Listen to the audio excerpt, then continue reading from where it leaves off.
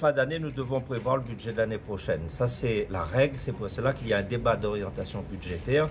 On s'achemine vers la construction d'un budget de l'ordre de 1,3 milliard avec bien évidemment beaucoup d'actions sociales. Le caractère social du budget de la collectivité est indéniable. C'est dans l'histoire, c'est dans nos missions, c'est la loi qui le prévoit. Et c'est pour cela que dans ce que nous allons faire en matière sociale, nous allons d'abord, bien évidemment, penser aux plus fragiles, à l'accompagnement des publics les plus fragiles, les jeunes en particulier, avec le déploiement de diverses actions sur le territoire pour un meilleur accompagnement, une meilleure insertion des personnes, notamment des jeunes. Ensuite, nous pensons aux personnes en situation de handicap. Et vous l'avez vu, la semaine dernière, j'ai travaillé avec la ministre pour mettre en place un plan de rattrapage qui veut que sur les 6 prochaines années, nous allons pouvoir rattraper le retard de la Réunion en matière de places d'accueil pour les personnes en situation de handicap. Les personnes âgées aussi, parce que nous avions, il y a un an, pareil, avec l'ancienne ministre, travaillé et mis en place ce plan, ce qui veut dire que l'année 2024 sera consacrée au pilotage du plan rattrapage pour les personnes en situation de handicap, comme pour les personnes âgées. Et au-delà de ça, nous travaillons à aménager le territoire, nos routes départementales, nous travaillons à développer le territoire à travers l'agriculture.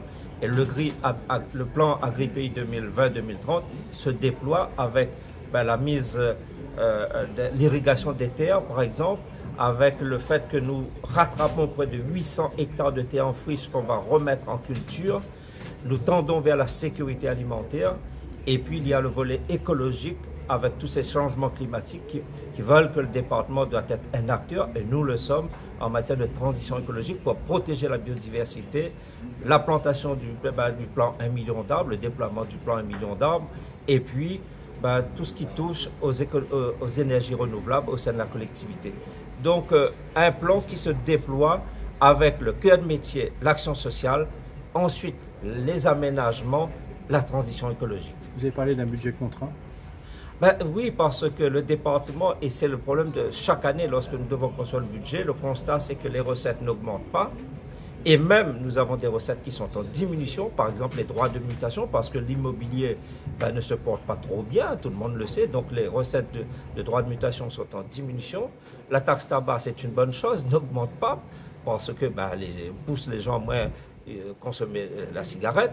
Et donc nos recettes ne sont pas dynamiques, alors que dans le même temps, eh bien, vous avez les dotations APA, les aides personnalisées aux personnes âgées et aux personnes en situation de handicap qui augmentent de près de 10%. Cela représente 25 millions de personnes âgées, personnes en situation de handicap.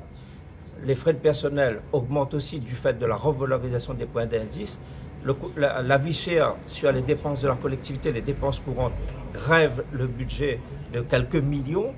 Et quand vous avez des dépenses qui sont en progression et pas de recettes dynamiques en face, là, ça devient compliqué. C'est pour cela que nous travaillons avec l'État pour qu'il y ait une révision des modalités de financement du grand âge, ici à La Réunion comme dans toute la France.